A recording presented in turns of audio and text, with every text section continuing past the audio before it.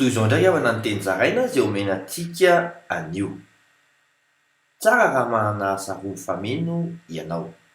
Ry olon'i Kristy, ilaina ny mitory filazantsara. Araka ny filazantsara ny Luka 4:17 amin'ny anaran'i Jesosy, ary mba ho toriana amin'ny anarany ny fibebarana sy ny famelan-keloka amin'ny firenena rehetra manomboka eto Jerosalema.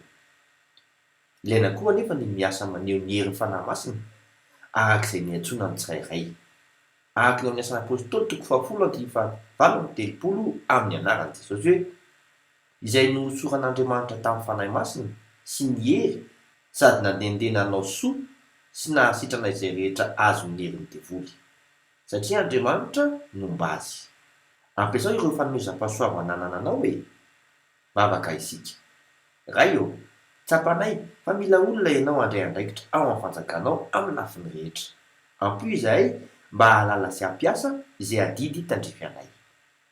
Amin'ny anaran'i Jesosy Kristy velona avy any Nazareta. Amen. Mandakiona tompoko.